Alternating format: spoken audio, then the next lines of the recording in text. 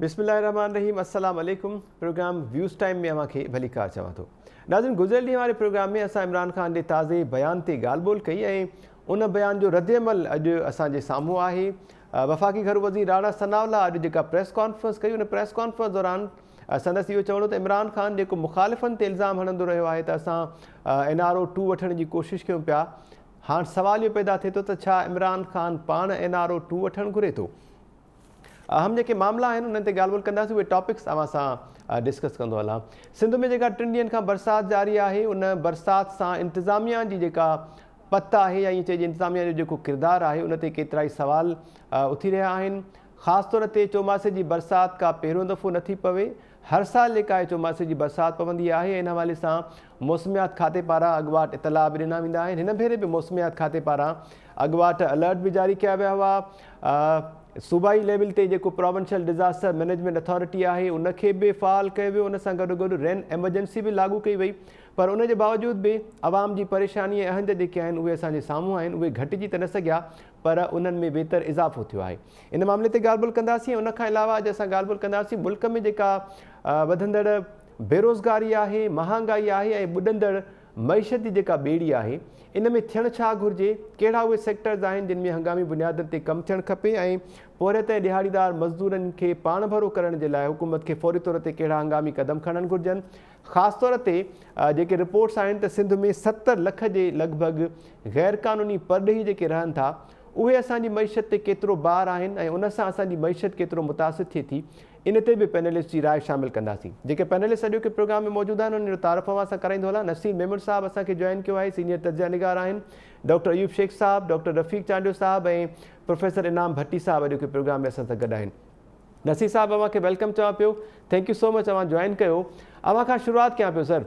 सिंध में 3 ॾींहंनि खां जेका बरसाति पई आहे, उन बरसाति जे हवाले सां ईअं चइजे त कुदरत तरफ़ां रहमत वसाई वई, पर इंतिज़ामिया जी निंड सबबु इहा रहमत केतिरनि इलाइक़नि में असांखे ज़हमत बणिजंदे नज़र आई आहे। कीअं ॾिठो आहे अव्हां इदारनि जो किरदारु इन बरसाति दौरान? महिरबानी महताब, ही बरसाति जेका हींअर सिंध में पए थी, इहा त लो इंटेंसिटी जो मींहुं आहे। अञा त माना जंहिंखे चइजे त वॾियूं बारिशूं थींदियूं आहिनि चौमासे जूं, उहा त अञा आई बि न आहे। हाणे छा आहे त सिंध में जनरली कराचीअ खां वठी ॿिए कुंड ताईं हलिया वञो, इंफ्रास्ट्रक्चर जी हालत ॾाढी ख़राबु आहे। बरसाति इन करे मसइलो करे थी जो असांजो इंफ्रास्ट्रक्चर ठीकु न आहे। गिटियूं ठीकु न आहिनि, नेकाल जो निज़ाम ठीकु कोन्हे को, मजमूई तौर ते माण्हू बि अक्सर हिकिड़ी ग़रीब आहे, उन्हनि वटि उहे कचा कखावा घर आहिनि, उहे बि सट नथा सही सघनि जेकर थोरो बि मींहुं पए थो। सैनिटेशन जो निज़ाम बिल्कुलु एॾो त ख़राबु थियल आहे जो वॾनि शहरनि खां वठी नंढनि ॻोठनि ताईं किथे बि पाणीअ जा जेके नेकाल जा तरीक़ा आहिनि या जेके कुदरती वसिरा ऐं नेकाल जा हुया, पहिरें ॻोठनि में छा हूंदो त जेके पाणीअ जा कुदरती लंघ हूंदा उते माण्हू अदावतूं न कंदा हुया। जॾहिं बि ॻोठनि में मींहुं पवंदो त कुझु ख़ासि जायूं जिते वञी पाणी बीह रहंदो, उते दुॿो तलाउ थींदो, उहो 2-4-5 ॾींहंनि में पाणी बाप थी उॾामी वेंदो। पर ईअं न थींदो त गिटी गिटीअ में गप हुजे, माण्हू 8-8 ॾह ॾींहं ॿाहिरि न निकिरी सघनि, इहा हालत न हूंदी। थोरी घणी मैनेजमेंट हुई, उहा सॼी वक़्त सां ख़तमु थी वई आहे। आबादी वधी आहे, कंट्रोल कोन्हे को, मास्टर प्लान्स आहिनि कोन, को बि सिस्टम कोन्हे को त किथे कहिड़ी कंस्ट्रक्शन थिए या न थिए। तंहिं करे जंहिंखे जिते वणे थो, जेका शइ वणे थो ठाहे थो छॾे। त उहे जेके कुदरती वहुकरनि जा लंघ हुया से बि हाणे बंदि थी विया आहिनि। त इहो सॼो प्लानिंग जो फेल्यूअर आहे, सॼो एग्जीक्यूशन जो फेल्यूअर आहे ऐं सॼो हिकिड़ी क्राइसिस लाइक सिचुएशन आहे। त शहर हुजनि या ॻोठ हुजनि, हुन में मींहुं पए थो त माण्हू बजाए ख़ुशि थियण जे ग़लती में भटिजी था वञनि। बिजली जो निज़ाम, इंफ्रास्ट्रक्चर ख़राबु आहे, सिस्टम कोन्हनि को। पहिरीं फुड़ी पए थी पाणीअ जी 8-8 कलाक, कराची जे शहर में लाइट कान्हे त ॻोठनि में छा हूंदो। बिल्कुलु ओवरऑल म्यूनिसिपल सर्विसिस जो कोलेप्स आहे। हुकूमत वटि ॾिसो चौमासो हर साल ईंदो आहे ऐं हुन लाइ को अॻुवाट ऐलान करण या वार्निंगूं ॾियण जी ज़रूरत कान्हे का। ख़बर आहे त 2-3 महीना मींहुं अॻे जा आहिनि, सॼी हिन ख़िते में पवंदो आहे मींहुं, कॾहिं घटि पवंदो कॾहिं वधि पवंदो, पर अॻुवाट ख़बर हूंदी आहे। प्रोविंशियल डिज़ास्टर मैनेजमेंट अथॉरिटी आहे, उनखे हेठि जेको मैनेजमेंट अथॉरिटीज़ जो स्ट्रक्चर आहे उन हिसाब सां डिस्ट्रिक्ट जे अंदरि डिस्ट्रिक्ट डिज़ास्टर मैनेजमेंट अथॉरिटीज़ हूंदियूं, जिन जो इहो कमु आहे त हिननि महीननि में उहे एडवांस में स्टॉक फाइलिंग बि कंदा आहिनि ऐं जेके बि हिफ़ाज़ती उपाय थी सघनि था उहे वठनि ऐं उन इदारे खे मुस्तहकम करणो हूंदो आहे। पर उनजे बजाए तव्हां ॾिसो था हर भेरे हुकूमत हिकिड़ो ऐलान करे छॾींदी आहे, वज़ीर नई MPMNA जी टीम ठाहींदी आहे त हीअ नज़रदारी कंदा, त उहे छा कंदा? उहे बि त अची कंहिं ऑफिस में वेही रहंदा, मथां ऑफिसरनि जे हेॾां डोड़ो होॾां डोड़ो, जेके पंहिंजा वोटर आहिनि होॾां पहिरें मोकिलियो, हिते मोटर आणो, हिते न आणो, हीअ वोटर कोन्हे। ॿियो हुननि जी कहिड़ी ट्रेनिंग आहे, हू छा कंदा डिज़ास्टर रेस्पॉन्स। सो परवीन मैनेजमेंट MPMNS खां वधीक एक्चुअली जेका एडमिनिस्ट्रेशन जो कमु हुजणु घुरिजे ऐं जेका डिस्ट्रिक्ट डिज़ास्टर मैनेजमेंट कमेटीज़ आहिनि उनखे स्ट्रेंथन कजे।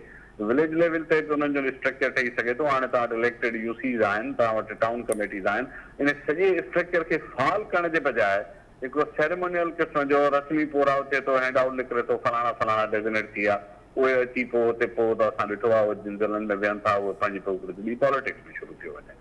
ठीकु आहे, परवीन बि कंदा हूंदा, हुन ॻाल्हि खे चङो चइजे, जेका ॻाल्हि चङी आहे, पर उसूली तौर ते इदारा मुस्तक़िम थियणु घुरिजनि, हुनखे ज़रूरत न हुजणु घुरिजे त MPMN अची वेही हुननि खे ॿुधाइनि त किथां पाणी कढणो आहे, किथां कीअं करणो आहे। इहा हर साल जी मश्क आहे। त बुनियादी तौर ते सॼी जेका अप्रोच आहे, जेको तरीक़ेकार आहे मींहं वीह खे मुंहुं ॾियण जो या कुदरती आफ़तुनि खे मुंहुं ॾियण जो, उहो ऑर्गनाइज़ कोन्हे, उन सिस्टम ते को कमु नथो थिए। हिन नतीजे में तव्हां ॾिसो था त हर साल इहा हिकिड़ी मुसीबत थी वञे, हर साल असां हिननि शयुनि ते मथामारी कयूं था, पर सिस्टम ठीकु नथो कयो वञे। जी नसीर साहब, मूंखे यादि हूंदो त 2010 जी महाबोर्ड में प्रोविंशियल डिज़ास्टर मैनेजमेंट अथॉरिटी या अवां जे ज़िक्र कयो डिस्ट्रिक्ट डिज़ास्टर मैनेजमेंट अथॉरिटी समेत रिलीफ एंड रिहेबिलिटेशन खातो जेको आहे उन पारां में तमामु बहितर किरदारु अदा कयो वियो हो ऐं माण्हुनि खे रिलीफ बि ॾिनो वियो हुयो, उन्हनि खे रिहेबिलिटेट बि कयो वियो हो। सम्झो पिया त इन इदारे खे बि फ़ाल करण जी ज़रूरत आहे, या कहिड़ा सबब मूंखे नज़र अचनि पिया इन इदारे जे गैर फ़ाल हुअण जा, ऐं केतिरा असर पिया आहिनि इन सां सर? तो उसूली तौर ते त ॾिसो 2010 में डिज़ास्टर मैनेजमेंट अथॉरिटीज़ जो एक्ट फेडरल गवर्नमेंट पास करे छॾियो, जंहिंजे अंदरि उहे सॼा जेके इख्तियार हुआ या जेको सॼो किरदारु हुयो उहो डिज़ास्टर मैनेजमेंट अथॉरिटीज़ खे ट्रांसफर थियो। उसूली तौर ते रिलीफ रिहेबिलिटेशन हाणे उन्हनि जो ई रोल आहे। इहा जेकर अलॻि सां खातो मौजूदु आहे त पोइ इहा डुप्लीकेशन आहे, उनखे किथे सिंक्रोनाइज़ करण जी ज़रूरत आहे। त जीअं ॿ टे कंकरेंट स्ट्रक्चर हंधि हलनि, असां वटि पैरेलल स्ट्रक्चर हर हंधि हलनि था, मुसीबत इहा थी वई आहे। छो त जेको बुनियादी स्ट्रक्चर आहे उनखे ठीकु नथो कयो वञे, उनखे स्ट्रेंथन नथो कयो वञे। सो जेकर इहो रिलीफ ऐं रिहेबिलिटेशन जो सिस्टम मौजूदु आहे, अलॻि सां खातो मौजूदु आहे, त उनखे डिज़ास्टर मैनेजमेंट अथॉरिटी सां कनेक्ट करणु घुरिजे त जीअं उहो उनजो जेको आहे उहा डुप्लीकेशन न थिए ऐं उहे घटि में घटि या त गॾिजी उहे कमु कनि। रेस्पॉन्स जो कमु जेकर ॿिनि टिनि ट्रैक्स ते हलियो त उहो रेस्पॉन्स कंफ्यूजन वधीक पैदा कंदो, रेस्पॉन्स कोन हूंदो। ठीकु आहे नसीर साहब, ॿियो जेको इशू आहे जंहिं ते अव्हांजी राय वठणु चाहींदुसि, मुल्क में जेका ॿुॾंदड़ मईशत आहे, बेरोज़गारी में वाधि थिए पई ऐं महांगाई में बेपनाह इज़ाफ़ो थी रहियो आहे। 70 लख जे लॻभॻि रिपोर्ट थियो आहे त गैर क़ानूनी तौर परॾेही जेके आहिनि उहे तरसियल आहिनि। उहे असांजी मईशत ते केतिरो भार आहिनि? मईशत खे मज़बूत करण जे लाइ कहिड़नि सुधारनि जी ज़रूरत आहे? कहिड़ा सेक्टर तव्हां सम्झो पिया जंहिंमें फौरी तौर ते हंगामी बुनियाद ते कमु थिए त जीअं आवाम जी ज़िंदगी में बहितरी अची सघे? मईशत त ॾाढो हिकिड़ो कॉम्प्लेक्स मामलो आहे, हुन में भार इलाही सारा आहिनि। इहा जेका तव्हां धारी आबादकारी ॿुधाई ज़ाहिर आहे, इहो वॾो भार आहे। उनखां पोइ छा थो थिए त ख़ुदि पंहिंजो मुल्क त हलायो, पर तव्हांजो इहो 4 करोड़ आबादीअ जे अफ़गानिस्तान जी बि कई ज़रूरतूं हितां पूरियूं थियनि थियूं। उते अनाज हितां स्मगल थी थो वञे, लाइव स्टॉक माल हितां वञे थो, ॿियूं खाद खुराक जूं शयूं वञनि थियूं। त जेका इहा या पुठियनि ॾींहंनि में तव्हां ॾिठो अथई जेका भाण जी कोट थी, हुनजो बि हिकिड़ो वॾो सबबु स्मगलिंग ॿुधायो थो वञे। त रुॻो पंहिंजूं ज़रूरतूं पूरियूं करण त हिकिड़ी शइ आहे। तव्हां वटि 70 लख त रिकॉर्ड में आहिनि, ख़बर न आहे असुल में केतिरा माण्हू आहिनि जेके गैर क़ानूनी तौर रहनि था, ऐं पोइ ॿिया केतिरा गैर क़ानूनी किरोड़ आहिनि जेके आसपास जे मुल्कनि जा, जिन वटि हितां खां स्मगल थियल माल वञे थो। ऐं पोइ असां वटि कणिक जी खोट थिए थी, असां वटि भाण जी खोट थिए थी, असां वटि खंड जी खोट थिए थी, हितां उहो सामान ॿाहिरि हलियो थो वञे। त इकोनॉमी जो त ओवरऑल हिकिड़ो मजमूई तौर ते चइजे त ॿेड़ी डावाडोल आहे। हीउ बि उनजो ई हिकिड़ो हिसो आहे, पर रुॻो जेकर ॿाहिरीं आबादकारीअ खे कढणु उहो हिकिड़ो हिसे ताईं हल कंदो, पर मजमूई तौर ते इकोनॉमिक रिवाइवल ऐं इकोनॉमिक रिहेबिलिटेशन जी हिकिड़ी वॾो इनिशिएटिव खपे, नेशनल लेवल जो खपे, जंहिंमें सभिनी पार्टियुनि जो बि हुन में कंट्रीब्यूशन हुजे, समूरा स्टेक होल्डर गॾु वियनि। ही $48 अरब जो रुॻो करंट अकाउंट डेफिसिट आहे हिन साल जो, पुठिएं साल जा जेके अकाउंट्स क्लोज़ थिया आहिनि। कॾहिं हिस्ट्रीअ में एतिरो वॾो डेफिसिट खसारो न आयो आहे जारी ख़र्चनि में। माना इंपोर्ट एक्सपोर्ट बरामद जे जेका विच वारी बि थी आहे $48 अरब ते पुॼी वई आहे। इहे त सस्टेनेबल मॉडल ई कोन्हे। इनखे हिकदमि ही रोज़मर्रा जी इनखे चटियूं हणी ऐं ट्रोपा ॾेई हलाइण जे बजाए हिनखे को लॉन्ग टर्म सोल्यूशन खपे। असां वटि हर शइ एडॉप्ट थिए थी, हाणे इकोनॉमी उन जाइ ते पहुची वई आहे जिते एडॉप्ट सोल्यूशन रफ़ीक चांद साहब ने ते बहितर असां सभिनी जी रहनुमाई करे सघंदा। मां सम्झां थो त उनखे कॉम्प्रिहेंसिव वे सां ॾिसणु घुरिजे, केतिरनि ई पासनि खां उनखे एड्रेस करण जी ज़रूरत आहे। धारी आबादकारी हिकिड़ो अंसर आहे, इकोनॉमिक रिवाइवल ऐं रिहेबिलिटेशन जो जाम प्लान घुरिजे पाकिस्तान खे। ठीकु आहे, thank you so much for your time Nasir sahab. Doctor Ayub Shaikh sahab बि जॉइन कियो आहे, डॉक्टर रफ़ीक चांडियो साहब बि ऐं प्रोफेसर इनाम भट्टी साहब, मां सभिनी खे वेलकम चवां पियो। अयूब साहब, हमारा आवाज़ अचे पियो मुंहिंजो सर?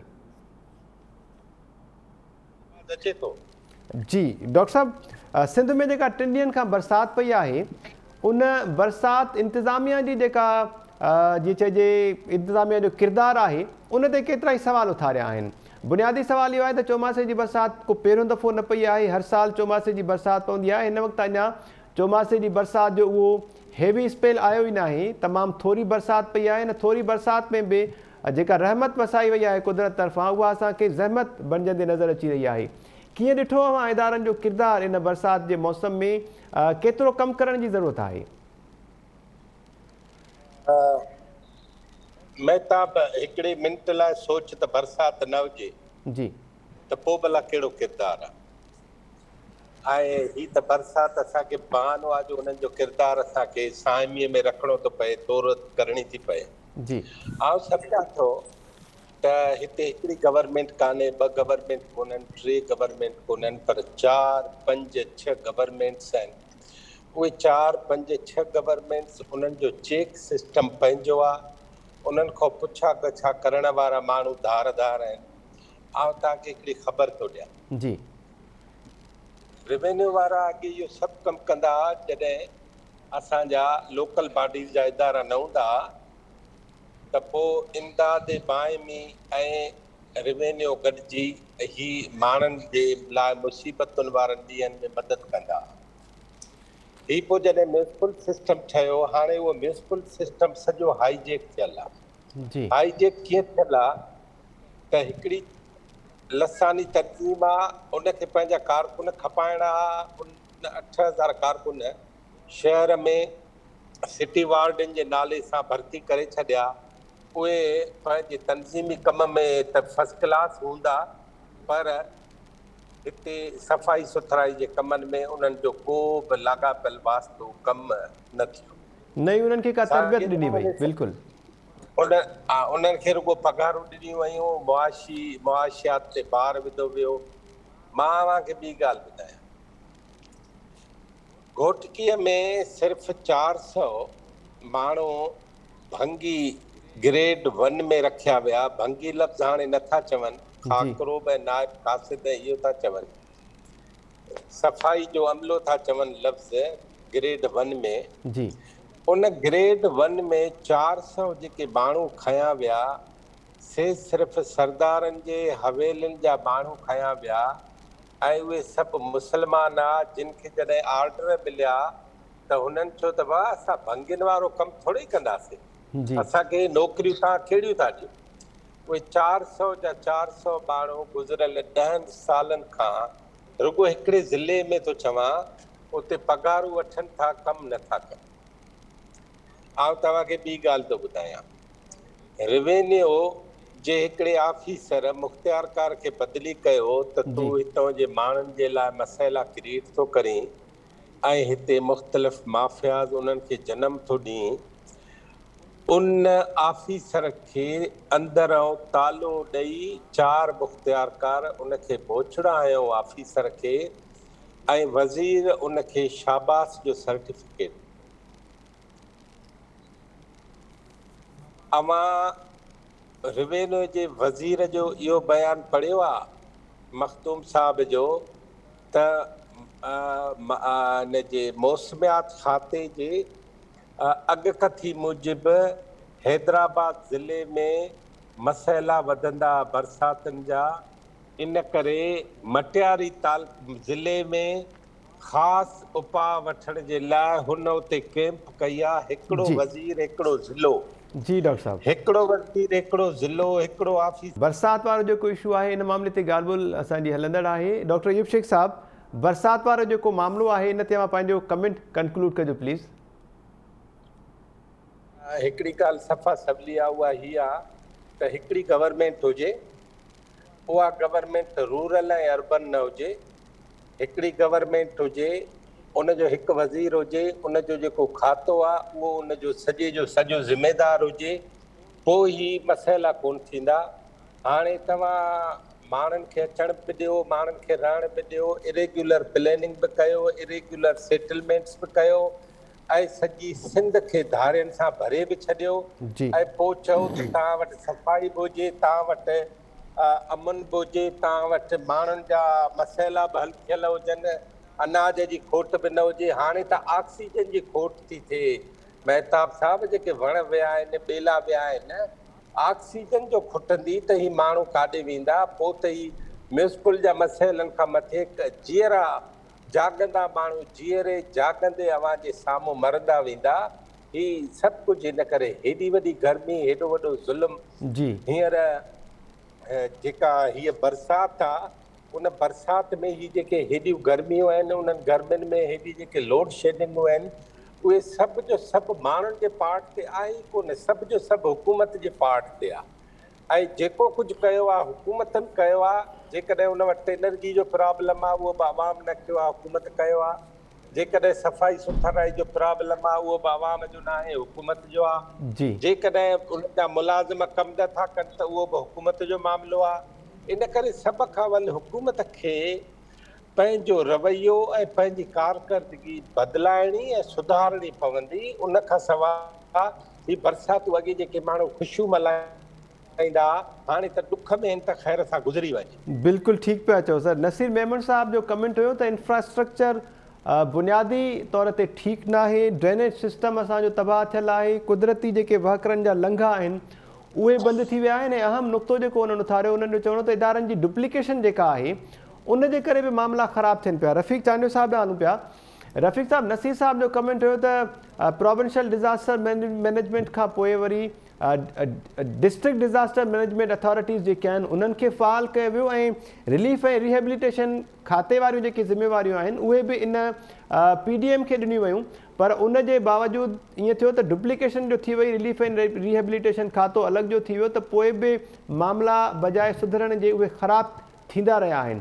अव्हांखे छा पियो लॻे, बुनियादी सबब कहिड़ा आहिनि जेको इंतिज़ामिया जो को किरदारु असांखे नज़र न आयो इन बरसातुनि दौरान?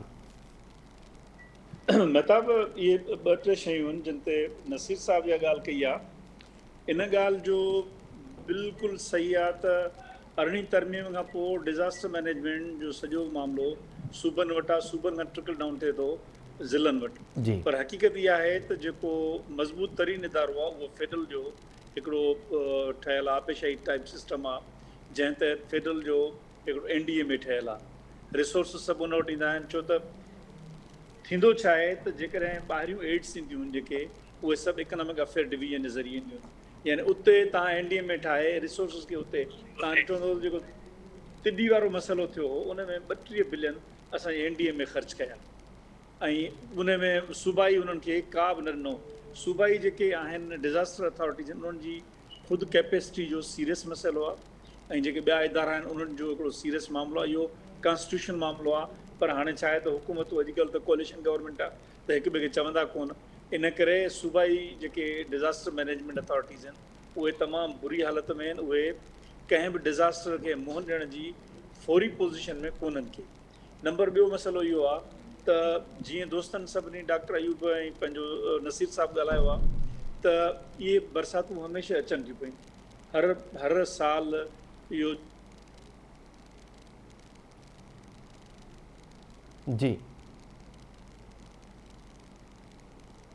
जून जुलाई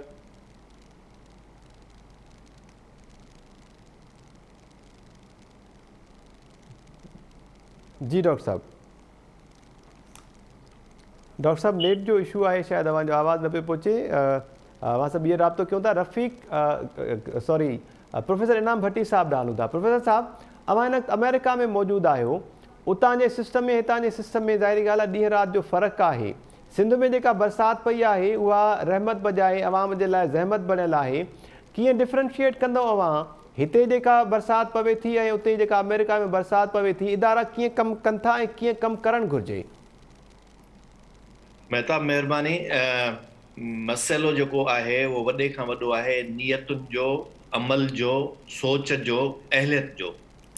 असां वटि मुसलसिल तव्हां जेकॾहिं लोकल गवर्नमेंट जो बजेट ॾिसंदव हर साल जो, त आउं सम्झां थो अरबनि में आहे। ऐं जेकॾहिं हिन साल मुंहिंजे ख़्याल में 7 अरब या कुझु जेको आहे सिर्फ़ु लोकल गवर्नमेंट जी बजेट हुई, ऐं उहा लोकल गवर्नमेंट जी बजेट जेका आहे एतिरी थोरी कोन्हे, तमामु घणी आहे। ऐं हेठि यूसी सतह ताईं मूंखे ख़बर आहे त हर यूसी जी घटि में घटि महीने जी बि जेका बजेट आहे उहा करोड़ खनि जे लॻभॻि हूंदी, ऐं टाउन कमेटियूं 2-2 करोड़नि ताईं जेका आहे उनजी बजेट आहे। कराची जी बजेट ख़ुदि जेका आहे म्यूनिसिपल कॉर्पोरेशन जी उहा अर्बन में आहे, ऐं उन सॼे जे अंदरि जेको वॾे में वॾो कंपोनेंट आहे उहो नॉन सैलरी कंपोनेंट आहे, यानी पघारुनि खां अलावा जेको मशीनरी ते ॿियनि ते जेके पैसा हू रखनि था, उन में मेन जेका शइ आहे, मुख्य जेका शइ आहे उहा इहा आहे त उहे सभु जा सभु पैसा जहिड़ो की इन्हनि सभिनी गॾिजी तइ करे इहो रखियो वेंदो आहे त इहे पैसा किथे ख़र्च थींदा। माण्हुनि ते ख़र्च कोन थींदा आहिनि, इहे उन्हनि पार्टियुनि जे उहिदेदारनि, अमलदारनि, उन्हनि जे कारकुननि ऐं उन्हनि जे बंगलनि ते जेके आहिनि उते ख़र्च थींदा आहिनि। ऐं इहो आलम आश्कार आहे, सिंध में त इहा का हींअर ढकी छुपी शइ आहे कोन। ॿी जेका अहम शइ आहे उहा मींहुं जेको आहे पाण वटि को एॾो वॾो कोन थो पए जो जंहिंखे डिज़ास्टर चइजे। हीउ सॼो जेको मींहुं आहे इहो एॾो नॉर्मल मींहुं आहे जो इहो चंद मिलीमीटर्स जेको मींहुं थिए थो उहो त आउं सम्झां थो, सम्झो जेकॾहिं सॼो पंहिंजो सिस्टम सही हुजे त उन में त इहो सॼी का ख़राबी जे बजाए उहो बहितर जेको आहे सो रहमत बणिजी करे असां वटि अचे। पर हींअर हालत इहा आहे त नंढनि नंढनि शहरनि खां वठी करे वॾनि शहरनि ताईं सिर्फ़ु उन ख़राबी जेको सिस्टम जी ख़राबी आहे, इंफ्रास्ट्रक्चर इन्हनि साॻियनि ई टाउन कमेटीज़ जो, शहरनि जो, वॾनि शहरनि जो अंग्रेज़नि जे दौर खां वठी करे जेको ठहियो उहो एतिरो बहितर हुयो जो उन जे अंदरि उहे सभु शयूं मैनेज थियूं पए। उन जो सबबु सिर्फ़ु इहो हो त जेका अमलदारी हुई उन जे अंदरि करप्शन न हुई। हींअर वॾे खां वॾो तबाही जो सबबु मौजूदा हुकुमराननि जी करप्शन बदनवानी ऐं उन सां गॾोगॾु जेके कामोर आहिनि उन्हनि जी नाअहली बि शामिल आहे। ऐं उन में नाअहली जो वॾे में वॾो हिकिड़ो अमल दख़ल इहो आहे त जंहिं बि शहर में जिते जेको कामोरो उते वेठल आहे उन खां वञी खणी कोई जेकॾहिं पुछे जो हुन वटि का सोच हुजे, का सम्झ हुजे, का रिथा हुजे त उहो शहर जे अंदरि इन मींहं में या इन सॼे बजेट जे अंदरि उहो कीअं उनखे कमु कंदो। पर हुन वटि सिर्फ़ु सोच इहा हूंदी त पैसा जेके आया आहिनि उहे कीअं ख़र्च करणा आहिनि, कंहिंजे बंगले ते केतिरा पहुचाइणा आहिनि ऐं कंहिंखे कीअं जेको आहे हिसोपति ॾियणो आहे। उन जे करे उनजी सॼी तबाही जो इहो सबबु थिए थो। हिते त छा बल्कि USA में त अञा घणो खणी जदीद सिस्टम ऐं उहो तमामु घणो इंफ्रास्ट्रक्चर जेको आहे डेवलप्ड आहे। पर आऊं मलेशिया में जेतिरा साल रहियो आहियां PhD जे दौरान, उते मींहुं जेको आहे सो को ईअं कोन पवंदो आहे जेतिरो सॼे साल में हिते सिंध में मींहुं पवंदो आहे, उते हर रोज़ मींहुं पवंदो आहे एतिरो। यानी एतिरो मींहुं पवण जे बावजूदि तव्हां रस्तनि रोडनि ते घुमी सघो था, गाॾियूं हलाए सघो था, ऐं उन्हनि जो इंफ्रास्ट्रक्चर को उन्हनि खे अंग्रेज़नि कोन ठाहे ॾिनो। हुननि जो सॼो इहो इंफ्रास्ट्रक्चर जेको आहे सो 85 खां पोइ जेको आहे सो हुननि डेवलप करणु शुरू कयो आहे। त नंढा नंढा कंपूंग्स, माना उते मले में नंढनि ॻोठनि खे कंपूंग चवंदा आहिनि, त उन कंपूंग जे अंदरि बि जेको इंफ्रास्ट्रक्चर आहे उहो एतिरे क़िस्म जो बहितरीनु ठहियलु आहे। ऐं ॿी वॾी हैरत इहा थींदी आहे त मूंखे त सम्झ में न ईंदो आहे त असांजे जेके टाउन प्लैनर्स हिते आहिनि बि या न आहिनि। मूंखे नथो लॻे त को सॼी सिंध जे अंदरि इन्हनि टाउन प्लैनिंग खे को उन में शामिल बि कयो आहे। ऐं इहा बि आऊं हिते हींअर सभिनी खे ॿुधाईंदो हलां त सिंध हुकूमत अॼु ॾींहं ताईं टाउन प्लैनिंग डिपार्टमेंट जेके मेहराण यूनिवर्सिटी में आहे उन्हनि जे शागिर्दनि खे टाउन प्लैनिंग जी जॉब ते रखण जे लाइ तयारु कोन्हनि। उते उन जी साॻी जॻह ते पंहिंजा मनपसंदि के माण्हू जेको आहे रखी छॾनि था, जॾहिं त असां वटि ग्रेजुएट शागिर्द उहे मौजूदु आहिनि जेके प्लैनिंग करे सघनि था। ऐं हिते हिननि खे छाकाणि त उहो माण्हू खपे एडमिनिस्ट्रेटर जंहिंखे इहा ख़बर बि न हूंदी आहे त टाउन जी प्लैनिंग कीअं कबी आहे। त आउं सम्झां थो न को कुदरत जे तरफ़ां का जेका आहे सा इहा वॾी का आफ़त आहे, तमामु मामूली मींहुं आहे। सिंध जे अंदरि 20 mm बि जेको आहे सो मुश्किल सां मींहुं पए थो साल में, ऐं उहो को एॾो वॾो मींहुं कोन्हे जंहिंखे असां डिज़ास्टर चऊं। इन डिज़ास्टर जो सबबु जेको आहे उहो हिकिड़ो त जेको उन इंफ्रास्ट्रक्चर जी ख़राबी, उन में नाअहली ऐं करप्शन जो वॾो अमल दख़ल आहे। ऐं बजेट बि घटि कोन्हे। तव्हां जेकॾहिं पैसनि जो काथो कयो त आउं सिर्फ़ु मूं हींअर ॾिठो पए त हिन साल जेका बजेट आहे उन में ई तक़रीबन कोई 7 अरब रुपयनि खां मथे जेको आहे सो बजेट गुज़िरियल साल जी हुई लोकल गवर्नमेंट जी, जंहिंमें नॉन सैलरी बजट जेका आहे उहो 50% खां मथे यानी हुनजे डेवलपमेंट ते मशीनरी ते ठीकु आहे, मतिलबु फंड्स जी खोट बि न आहे, इदारा बि मौजूदु आहिनि, माण्हू बि मौजूदु आहिनि, पर शुरूआति में जेको मां कमेंट कयो इनाम भट्टी साहब त मसइलो सॼो जेको आहे उहो नियतुनि जो आहे ऐं विल जो आहे। जेकॾहिं नियत सही हुजे, कमु करण जी नियत हुजे त पोइ अहिड़े क़िस्म जी बरसाति जेका आहे उहा ज़हमत नथी बणिजी सघे। रफ़ीक चांडो साहब, अवां ॿुधो पिया सर मूंखे? रफ़ीक साहब, अवां जो आवाज़ न पिया आयो, अवां पंहिंजो कमेंट जेकॾहिं कंटिन्यू कयो प्लीज़। जी जी जी, बरसाति जे हवाले सां मसइलो जेको आहे समूरो नियतुनि जो आहे, इनाम भट्टी साहब जी राय आहे, अवांजो छा कमेंट आहे, कैलकुलेट करियो प्लीज़।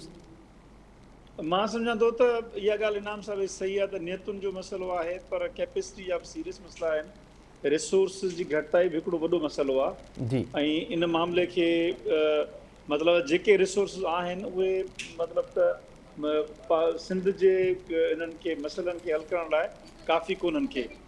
ऐं नियतुनि जो बिल्कुलु आहे, जेका इनाम साहिब ॻाल्हि कई, इहो हिकिड़ो वॾो फैक्टर आहे त जेके वेठा आहिनि उते कामोर आहे उन्हनि जी का अहिड़ी कान्हे का जो उन्हनि खे मतिलबु आहे त कुझु सूझबूझ हुजे या को अकाउंटेबिलिटी हुजे उन्हनि जी।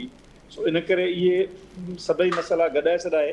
ऐं ॿी जेका ॾिसो, मां तव्हां सां ॻाल्हि इहा कई पे, मुंहिंजो जॾहिं आवाज़ु कटिजी वियो, त हैदराबाद में हाणे कासमाबाद में हिन वक़्तु ड्रेनेज जो सिस्टम कयो अथनि, पर मां उहो ॾिसंदो रहियो आहियां त उहो ड्रेनेज सिस्टम तव्हां ॾिसिजो वेही त अञा ताईं उहो मुकमिल न थियो आहे, मुकमिल थियणु वञी रहियो आहे। ठीकु आहे, तव्हां हिते हो, मां बि हिते आहियां, इहो ड्रेनेज सिस्टम यकीनन साॻी सूरत हाल हूंदी, इन में को फ़र्क़ु न पवंदो, छो त उनजी प्लानिंग जेका आहे उहा अहिड़े नमूने सां कई वई आहे जो उनजो वॾे में वॾो फ़ाइदो जेको पवे उहो पवे ठेकेदारनि खे, उन्हनि खे, पर शहर खे न थिए। इन करे मतिलबु इहा गिवन सूरत हाल इहा आहे त जेका टाउन प्लानिंग आहे, जेको सिस्टम आहे, उन में तमामु वॾा फॉल्ट्स आहिनि, तमामु वॾा मसइला आहिनि, जेके रिसोर्स आहिनि उहे बि ठीकु तरीक़े सां नथा लॻनि पिया। जी जी, ठीकु आहे रफ़ीक चांडो साहब। डॉक्टर अयूब शेख साहब, ॿुधो पिया सर? महताब, हैदराबाद वारे कासमाबाद जी जंहिं ड्रेनेज जी रिथा जी ॻाल्हि कई डॉक्टर रफ़ीक, उन ते आउं थोरो इहो ॿुधायां त जी प्लीज़। चवनि इहो था त इहा जेका सॼी बजट आई उहा कंहिं साहब सॼी खणी पंहिंजे ज़ाती अकाउंट में रखी छॾी, उन खां पोइ मामिलो कोर्ट ताईं वियो ऐं इहा सभिनी खे ख़बर आहे कासमाबाद वारनि खे। हींअर घणा साल थी चुका आहिनि, अञा ताईं इहा रिथा मुकमिल नथी थिए। उनजो सबबु इहो आहे जो उहो टुकरनि टुकरनि में उनजो कमु थिए थो ऐं उहे पैसा जेके अकाउंट मां उनजो इंट्रेस्ट उनखे मिले थो, उन मां उहो कमु थिए पियो। त इहा हिकिड़ी वॾी हालति आहे, उन सभिनी जो तालुक़ु गवर्नमेंट सां आहे, सिंध गवर्नमेंट। विल जी ॻाल्हि कई न, हिते बि साॻी नियत ऐं विल जी ॻाल्हि अची वञे थी। अयूब शेख साहब, ॿुधो पिया सर अवां? ठीकु आहे, इनाम साहब, ॿियो जेको मामिलो आहे जंहिं ते अव्हांजी राय वठणु चाहींदुसि उहो इहो आहे त मुल्क में जेका मईशत जी ॿेड़ी मुसलसल ॿुॾंदे असांखे नज़र अचे पई, उनखे तारण जे लाइ छा करणु खपे? ख़ासि तौर ते सुवाल जेको पैदा थिए थो त रिपोर्ट्स इहे आहिनि त 70 लख जे लॻभॻि गैर क़ानूनी परॾेही आबादकारी आहे असां वटि। इहा आबादकारी असांजी मईशत ते केतिरो वॾो भार आहे ऐं इन सां मईशत ते केतिरो असरु पवे थो? बहितरी कहिड़नि कहिड़नि सेक्टर्स में थियणु खपे ऐं कहिड़नि कहिड़नि सेक्टर्स में हंगामी बुनियादनि ते बहितरी जी ज़रूरत आहे? महताब, पहिरीं त आउं वरी बि साॻियो ई न ते ईंदुसि त मौजूदा जेका सिंध हुकूमत आहे उहा सिंध जे माण्हुनि, जेको बुनियादी लोकल हितां जी पॉपुलेशन आहे, उन्हनि खे सहूलियतूं मुहैया करण जे लाइ को बि रिथाबंदी कोन थी करे। सॼी सिंध जे अंदरि त छॾियो, पर जिते इंडस्ट्रियल सेक्टर हूंदो आहे उते तमामु वॾियूं आबादियूं क़ाइमु करे ऐं ॿाहिरां जेके माण्हू ॿहिराड़ियुनि में हूंदा आहिनि ऐं स्किल्ड माण्हू, जेको ही सिंध गवर्नमेंट सदाईं राग बि ॻाईंदी रहे थी त हर साल हू लखें स्किल्ड जेके आहिनि ॿार पैदा कनि था, उन्हनि स्किल्ड तयारु थियल माण्हुनि खे खणी अची उते रहाईंदा आहिनि, फैसिलिटीज़ ॾींदा आहिनि ऐं सहूलियतूं मुहैया कंदा आहिनि त जीअं पोइ उते उन में उहे कमु करे सघनि। तव्हां हिन जो साॻियो मिसाल जेकॾहिं दुबई में वञे, जेकॾहिं तव्हां ॾिठो हूंदो त उन में हिकिड़ियूं ॿाहिरि लखनि माण्हुनि जे रहाइश जे लाइ जेको आहे सो इंतिज़ामात कयल आहिनि सभिनी स्टेट्स में। उते ॿाहिरि जेके आहिनि वॾा वॾा अपार्टमेंट्स ठहियल आहिनि जिते उते माण्हू रहंदा आहिनि, जिते लेबर रहंदो आहे, उन लेबर खे कंपनियूं उतां खणंदियूं, सुबुह जो कमनि ते छॾींदियूं ऐं वापसि वरी जेको आहे शाम जो छॾींदियूं। उते बि आबादी लेबर जी सॼी ॿाहिरी आहे, पर हिते त असां वटि वॾो अज़ाब इहो आहे त असांजो लोकल जेको सिंधी ॿार आहे या सिंधी माण्हू जेको आहे, जेको स्किल्ड बि आहे पर उनखे सहूलियतूं कोन्हनि, जंहिंजे करे उहो उन्हनि शहरनि में वञी करे रही नथो सघे। ॿियो, इकोनॉमी डेवलप करण जे लाइ प्रोडक्शन जेका आहे यानी पैदावारी वसीला वधाइण जे लाइ जेका आहे सनअत ऐं ज़राअत सां लाॻापियल सनअत उन्हनि जी रिथाबंदी कॾहिं असां वटि कई कोन थी वञे। मिसाल तौरु अॼु ॾींहं ताईं असां वटि अञा ताईं ट्रैक्टर या ट्रैक्टर सां लाॻापियल मशीनरी उहा सिंध मां न बल्कि पंजाब मां ईंदी आहे। रेयर को किथे किथे जेको आहे तव्हांखे यूनिट्स नंढा को मिलनि त जिते को थ्रेशर ठाहींदो हुजे या थ्रेशर जी रिपेयर कंदो हुजे, न त बाक़ी उहो हुनजो सॼे जो सॼो 100% जेको कमु आहे उहो सॼो पंजाब में थिए थो। इन सॼे ते कॾहिं बि असां वटि इहा रिथाबंदी कोन थी थिए त सिंध जे अंदरि कहिड़नि ज़िलनि में किथे किथे कहिड़नि यूनिट्स खे लॻाइजे जो उनमें उन्हनि जी पैदावार बि वधे ऐं रोज़गार जा वसीला बि वधनि। ॿाहिरीं आबादी जो जेको प्रेशर आहे उनखे त अञा सिंध हुकूमत वधीक मौजूदा जेका आहे उहा फैसिलिटेट करे थी पई। जेके सालनि खां कचियूं आबादियूं अफ़गान वार जे 70s वारे पीरियड खां वठी करे कराची जे चौगिर्द जेके थियूं उन्हनि खे हर भेरे पीपल्स पार्टी रेगुलराइज़ करे थी छॾे। हींअर बि ताज़ो सिंध हुकूमत जेको आहे सो न रुगो फ़ैसिलो कयो आहे उनखे रेगुलराइज़ करण जो, बल्कि हींअर ताईं जो ख़बरूं इहे आहिनि त हाणे उते जेके मक़ामी पुलिस जी नौकरी आहे या उते जेके ॿियूं कराची जे अंदरि नौकरियूं फिशरीज़ में हार्बर ते ॿियनि ते जेको आहे सो थियनि थियूं, उन्हनि में बि वधि खां वधि जेका आहे सा नौकरियुनि जो तादाद जेको आहे सो उहो ॿाहिरि अफ़गाननि पठाणनि ॾे उन्हनि ॾे हलियो थो वञे। उनजो सबबु इहो आहे त हिननि खे सिर्फ़ु खपे पंहिंजो हिकिड़ो वोटर, हिननि खे पंहिंजो हिकिड़ो सिर्फ़ु खपे उते त असांखे केरु उते सपोर्ट करे ऐं उन्हनि खे जेको आहे असां फैसिलिटेट करियूं। हुननि खे इन सां को तालुक़ु कोन्हे त सिंध जी मईशत इन सां जेका तबाह थींदी उनजो छा थींदो। मुस्तक़बिल में इहो सॼो जेको ॿाहिरीं आबादी जो दबाव आहे उन जे करे गुरबत वधंदी, छाकाणि त असां वटि थोरो घणो जेकॾहिं जेके 10 रोज़गार जा वसीला पैदा थियनि या रोज़गार जो जेको आहे सो ज़रियो पैदा थिए उन ते बि जेकॾहिं ॿाहिरियों माण्हू क़ाबिज़ हुजे ऐं ॿियो वरी उन ते का बि कानून साज़ी कोन्हे, छाकाणि त ॿाहिरियनि मुल्कनि में जिते किथे ईअं हूंदो आहे त जेकॾहिं ॿाहिरियों लेबर अची करे उते कमाईंदो आहे त उन ते टैक्सिस या उन ते ॿियूं शयूं जेके लागू थींदियूं आहिनि उन्हनि मां मक़ामी तौर ते वरी मईशत मज़बूत थींदी आहे। हिते असां वटि त इन जे करे छाकाणि त फेडरल लॉ कुझु ॿिया आहिनि उन में कंहिंखे का मना कोन थी करे सघिजे त केरु किथे वञी करे कमाए, केरु किथे वञी करे रहे ऐं वोट दाख़िल करे, ऐं प्रोविंशियल गवर्नमेंट वटि को लॉ मौजूदु आहे कोन जंहिं ते हू का अहिड़े क़िस्म जी कानून साज़ी करे त कीअं ॿाहिरें माण्हुनि खे उन्हनि खां रोके सघिजे थो। पहिरीं तरजीहात कंहिंखे ॾिजे, तव्हां कराची खे त छॾे ॾियो पर सिंध जो जेको घोटकी ज़िलो आहे उन में जेतिरियूं फैक्ट्रियूं ऐं उते जेके पैदावारी यूनिट्स आहिनि उन जे अंदरि चौकीदार खां वठी करे मथे वॾे ऑफिसर ताईं जेके बि नौकरियूं आहिनि उन्हनि में रेशो केतिरो उन मक़ामी माण्हुनि जो आहे। उते मक़ामी माण्हुनि जी अटे में लूणु बराबरि जेका आहे सा रोज़गार जे एक्सेस या उनखे जेको आहे सो उनजो हासिलात आहे। हाणे इहे सभु शयूं जेके आहिनि सिंध हुकूमत ते ज़िम्मेवारी आयत थी थिए त उन में हू कानून साज़ी कहिड़ी था कनि ऐं कीअं पंहिंजे माण्हुनि खे पहिरीं उते रोज़गार ऐं वसीला जेको आहे ॾियारण में मदद कनि था। उन खां पोइ असांजा जेके चूंडियल नुमाइंदा आहिनि उन्हनि इलाइक़नि जा चूंडियल नुमाइंदा जेके आहिनि उहे असांजे माण्हुनि जी नुमाइंदगी कोन था कनि ऐवाननि में वेही करे।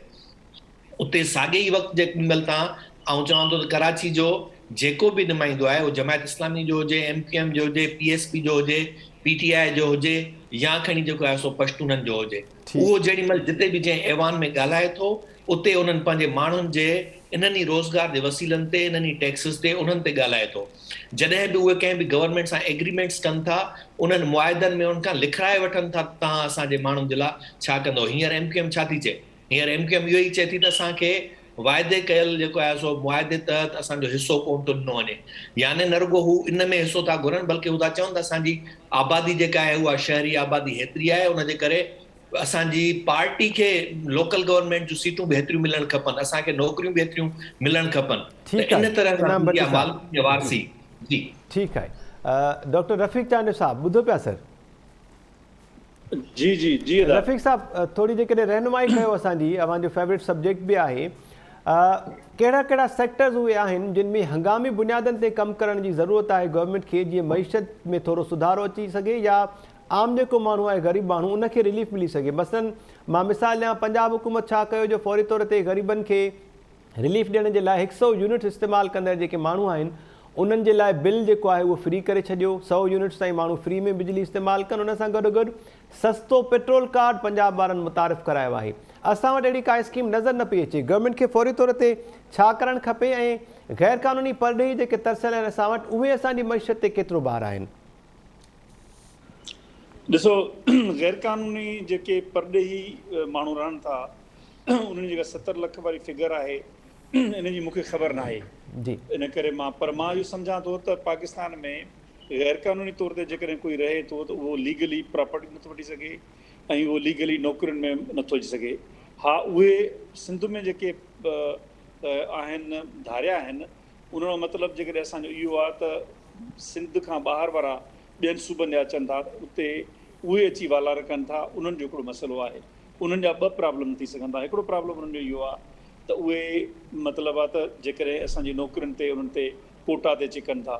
मां सम्झां थो त कोटा जो मसइलो हिन वक़्तु बि इंटेक्ट आहे ऐं सिंध हुकूमत उन ते चङी तरह सां करे थी। अहिड़ी का स्टेटिस्टिक्स असांखे नज़र नथी अचे जंहिंमें जेका भट्टी साहिबु ॻाल्हि कई त जंहिंमें ख़बर पए, छो त मां हाणे ई हिकिड़ी स्टेटिस्टिक हुन ते कमु कयो नौकरियुनि ते सिंध गवर्नमेंट जी हुन ते, त जेंडर सेग्रीगेट कईसीं डेटा, उहा ॾाढी मुश्किल सां उन मां मिली आहे। उन मां मूंखे ख़बर नथो पए त कीअं उन्हनि जी ज़ातियूं कढजनि कजनि, मेल फीमेल जुदा करणु हिकिड़ो वॾो मसइलो। नंबर ॿी आहे त तव्हां जेको ॿियो सुवालु आहे उहो मसइलो इहो आहे त जेको पाकिस्तान इकोनॉमी जो बेड़ो ॿुॾी चुको आहे उहो। रफ़ीक साहब, अव्हांखे इंटरप्ट कयां थो, सॉरी। अव्हांजो कमेंट जेको आहे उहो कंटिन्यू कंदासीं, शॉर्ट कमर्शियल ब्रेक खां पोइ हाज़िर थियूं था। जी डॉक्टर रफ़ीक चांडियो साहब, अव्हां कमेंट पंहिंजो कंप्लीट कजो प्लीज़। मईशत जे हवाले सां अव्हां गाइड कयो पिया। मतिलबु मूं ॻाल्हि इहा पई कई त जेको पाकिस्तान जी मईशत जो मामिलो आहे उहो हिकिड़े साल 2 सालनि जो मसइलो न आहे जंहिंमें ख़राबु थियो आहे। इहो गुज़िरियल यानी 80 खां वठी ज़ियाउल हक़ जे दौर खां वठी ख़राबु थियणु शुरू थियो आहे ऐं अॼु ताईं वञी उते पहुता आहियूं जिते माना गाॾी वञी लॻी चुकी आहे। जी। हाणे उनखे ठीकु कीअं कजे, फिक्स करण लाइ अॻु में बि इहा ॻाल्हि पाण हिते कई आहे त फिक्स करण लाइ हिकिड़ी पॉलिटिकल विल खपे। पर छो त पाकिस्तान में मजमूई तौर ते जेको बुनियाद परस्ताना जेको आहे पॉलिटिकल इंटरफेरेंस आहे उहा एतिरी घणी आहे जो पाकिस्तान जा तमामु घणा सेक्टर, अहिड़ा सेक्टर जेके पाकिस्तान खे, ॾिसो वॾे वॾो मसइलो पाकिस्तान जो हिन वक़्तु आहे, पाकिस्तान जो वॾो मसइलो आहे त पाकिस्तान जो ट्रेड डेफिसिट आहे ऐं पाकिस्तान जे वटि जेके इनसे डॉलर कंपोनेंट एतिरो कोन्हे जो पाकिस्तान उहो करे सघे। उन करे पाकिस्तान कर्ज़ वठे थो, वरी कर्ज़ वठे थो, जंहिंजे करे इन जो हिकिड़ो हल इहो हुयो त डॉलर कंपोनेंट में पाकिस्तान जो एक्सपोर्ट 3 वॾा सेक्टर आहिनि, 3 सेक्टरनि में इकोनॉमी विरहायल आहे, एग्रीकल्चर, इंडस्ट्री ऐं सर्विस सेक्टर। जी। इन में मुख़्तलिफ़ सब सेक्टर आहिनि। इन्हनि सेक्टरनि सभिनी सूरत हाल इहा हुजणु खपंदी हुई जो इन्हनि जेको एक्सपोर्ट वॉल्यूम आहे उहो एतिरो त वधे जो असांखे एतिरो ज़रिए मुबादला मिले जो असांजे इम्पोर्ट्स खां असांजे एक्सपोर्ट वधीक हुजनि। हाणे थिए छा थो पियो, तव्हां वटि हिन वक़्तु जेका पाकिस्तानी GDP जी कंपोज़िशन आहे उन में तव्हांजी इंडस्ट्री ऐं एग्रीकल्चर ॿिन्ही खां सर्विस सेक्टर जो वधीक हिसो आहे। पर सर्विस सेक्टर जो हिसो उहो एतिरो वॾो कोन्हे कुझु उहो तव्हांजो ज़रिए मुबादला घणो कमाए। मिसाल तौर ते सर्विस सेक्टर में तमामु घणा अहिड़ा सेक्टर आहिनि जिन में सॼी दुनिया, हिंदुस्तान ऐं ॿिया जेके मुल्क नंढा नंढा मुल्क तमामु सुठी परफॉर्मेंस ॾेई रहिया आहिनि, बांग्लादेश वठो, पर असां वटि उहा कान्हे का। सर्विस सेक्टर में यूनिवर्सिटीज़ में IT जेको सेक्टर आहे उन में तमामु घणियूं एक्सपोर्ट, यानी तव्हां अंदाज़ो हणो त जिते 200 अरब जी जेका आहे सा एक्सपोर्ट थिए थी पई पंहिंजो हिंदुस्तान जी, उते असांजी 2 अरब ई थींदी आहे सालियानी। जी। हिन में IT सेक्टर ई हुन में जिते हिंदुस्तान वटि जेके इनसे 10 मिलियन माण्हू ईंदा आहिनि, विज़िटर ईंदा आहिनि टूरिज़म में, उते असां वटि 1 मिलियन माण्हू ईंदा आहिनि साल में। इहे वॾा गैप्स आहिनि ऐं इन्हनि गैप्स खे असीं मतिलबु आहे फिल इन करे नथा करे सघूं छो त असांजी जेका इकोनॉमी आहे उन इकोनॉमी ते जेको बुनियाद प्रस्ताना जेको जेको ठप्पो लॻल आहे उहो इकोनॉमी खे लिबरल तौर ते हलणु नथो ॾिए। मलेशिया जी इकोनॉमी आहे हिकिड़ी मुस्लिम इकोनॉमी आहे, पर साॻे वक़्तु हुनजो टूरिज़म तमामु बूमिंग आहे। हुनजो रीज़न इहो आहे त हुननि पंहिंजे टूरिज़म खे ओपन छॾे ॾिनो आहे, जंहिंखे मस्जिद वञो मस्जिद वञे, जंहिंखे शराब खाने वञो शराब खाने वञे, जंहिंखे घुमणो आहे घुमणे, सभु कोई करे। जी। तुर्की आहे, तुर्की जो बि ईअं ई आहे। हिते सूरत हाल इहा आहे त टूरिस्ट बि ईंदा त उन्हनि खे बि असीं माना पाबंद कंदासीं त बाबा जुमे नमाज़ तव्हांखे वञिणो आहे, तव्हांखे हीअ शयूं करणियूं उन शयूं करणियूं, इहे न थींदा आहिनि। ॿिए नंबर ते इहो आहे त जेके असां वटि टूरिस्ट प्लेसिस आहिनि उन्हनि ते बि टूरिस्ट अचणु बंदि थी वियो। हिकिड़ो इहो टूरिज़म जो सेक्टर आहे। ॿिया सेक्टर आहिनि असां वटि जेके काफ़ी पंहिंजो कमोडिटी सेक्टर आहे जंहिंमें कपिड़े जी असां वटि जेका हुई इंडस्ट्री, उहा इंडस्ट्री हिन वक़्तु वेही चुकी आहे। उहा इंडस्ट्री एक्सपोर्ट कॉम्पिटेंट न आहे, उहा कॉम्पिटेटिवनेस में तमामु पोइ ते असां रुगो धागनि जो इन्हनि जो बिज़नेस कयूं था पिया। ऐं जेके ख़बरूं असां ॿुधूं पिया उन्हनि में इहे बि आहिनि त जेके इंडस्ट्रियल यूनिट्स आहिनि उन्हनि खे सिक करे चाइनीज़ कंपनी खपाइनि था, ऐं उहे चाइनीज़ कंपनी टेक ओवर कंदियूं त पोइ बिना मसाला अञा ॿिया वधंदा। छो त तव्हां वटि जो कंपोनेंट अचे थो उहो पोइ कंपनियूं खणनि थियूं पियूं। FDI मतिलबु उहा हूंदी, पर उनजो जेके टर्म्स एंड कंडीशन्स आहिनि उहे अञा ॿिया हूंदा। हाणे मजमूई तौर ते जेका इकोनॉमी आहे उनखे ठीकु करण लाइ जेका प्लानिंग ऐं जेका पॉलिटिकल विल खपे उहा कान्हे का। इन करे हिनखे सिर्फ़ु क्विक फिक्सिस खपनि, ऐं क्विक फिक्स इहो ई आहे त कर्ज़ु खणंदा ऐं कंदा। रेमिटेंसिस में असांजो रेशो इंडिया खां ऐं ॿियनि खां इन करे घटि आहे छो त मार्केट जेका HR मार्केट आहे जेका जंहिंमें मज़दूर खपनि था उहा वधीक कॉम्पिटेंट थी वई आहे। जेका आहे IT कॉम्पिटेंट आहे। असांजा जेके ग्रेजुएट आहिनि उहे एॾा सुठा कोन्हनि के जहिड़ा हिंदुस्तान जा आहिनि IT में। इन करे असांजी जेका खपत आहे मज़दूर जी उहा वधीक कान्हे का, उहा घटिजी रही आहे। इन करे रेमिटेंस में बि असां कोई एॾा सुठा न आहियूं जहिड़ा ॿिया आहिनि। त उन करे मजमूई तौर ते पाकिस्तानी जेका सूरत हाल आहे उहा ख़बर उन्हनि खे पवे थी। इकनॉमिस्ट वेठा आहिनि उहे ॿुधाइनि था, पर जेकॾहिं कोई इकनॉमिस्ट चवणु कंदो त उन्हनि खे इकनॉमी जी सूरत हाल बहितर थींदी, न कंदा त उहा कोन थी सघंदी। जी ठीकु आहे डॉक्टर रफ़ीक साहब। डॉक्टर अयूब शेख साहब, परॾेही आबादकारी जेका आहे रिपोर्ट्स कुझु इहे आहिनि त 70 लख जे लॻभॻि आहे, कुझु रिपोर्ट्स इन खां वधीक आहिनि। इहे छिरकाईंदे इंकिशाफ़ आहिनि। अव्हांखे यादि हूंदो त नादरा सां गॾोगॾु नारा जेको इदारो आहे उनखे बि कंहिं दौर में तमामु घणो फ़ाल कयो वियो हुयो। नेशनल एलियंस रजिस्ट्रेशन अथॉरिटी जे नाले सां इहो इदारो क़ाइमु कयो वियो हो, ख़ासि तौर ते अफ़गाननि जे लाइ, बांग्लादेशियुनि जे लाइ ऐं बर्मी जेके अचनि था परॾेही उन्हनि खे रजिस्टर करण जे लाइ। केतिरो असरु अव्हां सम्झो पिया असांजी मईशत ते इन्हनि परॾेही आबादकारी सां पवे थो, केतिरो नुक़सानु असांजी मईशत खे इहे विझी रहिया आहिनि, ऐं असांजी मईशत में सुधार आणण जे लाइ कहिड़नि कहिड़नि सेक्टर्स में बहितरी जी गुंजाइश बि मौजूदु आहे, हंगामी कमु थियणु खपनि। हिकिड़ो त रेवेन्यू डिपार्टमेंट जेका आहे उनखे उनजा जेके मुख़्तियारकार आहिनि, हेड मुंशी आहिनि, ऐं उनजे मथां कमिश्नर ऐं DC आहिनि जी, उन्हनि जेके बि कूड़नि डोमिसाइलनि जे कम ते लॻा पिया आहिनि उन्हनि सभिनी खे शर्म, हया, गैरत जो इंजेक्शनूं हणायो। असल में ही पंहिंजो घर त भरनि था पर पाकिस्तान जो घर ख़ाली पिया कनि। असल में ही पाकिस्तान में कानून जे ख़िलाफ़ लाक़ानूनियत जो हिकिड़ो दौर वधाइण था चाहिनि। इहे समूरी मुख़्तियारकार असिस्टेंट कमिश्नर इन करे डोमिसाइल वारी इन लानत जाली डोमिसाइल जी इन लानत जे ख़ात्मे लाइ ज़रूरी आहे त कुझु डिप्टी कमिश्नरनि खे, कुझु मुख़्तियारकारनि खे, हेड मुंशियुनि, असिस्टेंट कमिश्नरनि खे, रेवेन्यू ऑफिसरनि खे थोरी सज़ाऊं बि ॾियो। ही सिंध तबाह करे हिकिड़े DC खे तव्हां इजाज़त ॾेई छॾियो, इहो न थियणु खपे। इन करे कुझु सज़ाऊं ॾियो।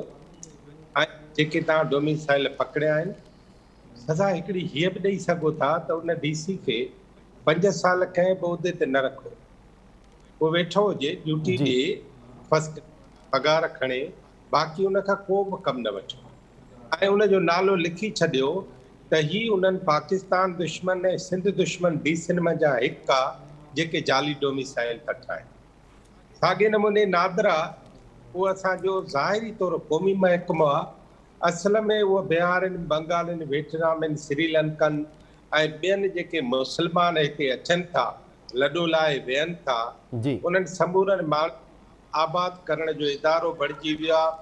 तव्हां उन ॾींहुं ॾिठो त कराची मां बि जेके माण्हू पकड़िया अथऊं उन्हनि ॿियो को ॾोह थोरी कयो, उन्हनि को कंप्यूटर थोरी चुराया आहिनि, उन्हनि को कागज़ ऐं कारबान थोरी चुराया आहिनि, उन्हनि गैर मुल्की माण्हुनि खे पाकिस्तानी बणायो आहे। इन करे मां सम्झां थो त उहे समूरा माण्हू ऐं नादरा, ख़ुदि नादरा जे महकमे खे जेकॾहिं तव्हां वफ़ाक़ मां सूबनि में आणींदव त सूबा उनखे बहितर नमूने आणींदा ऐं उनखे बहितर नमूने सां चेक कंदा।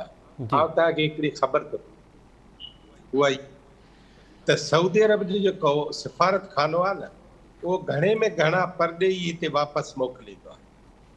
जेके बांग्लादेश मां बिहारी, बांग्लादेश मां बंगाली, इंडोनेशिया मां ऐं ॿियनि मुल्कनि मां मुस्लमान अचनि था, सऊदी अरब में क़ुरान पाक उन्हनि खे हथनि में, ऐं चवनि था असांजो पाकिस्तानी पासपोर्ट गुम थी वियो।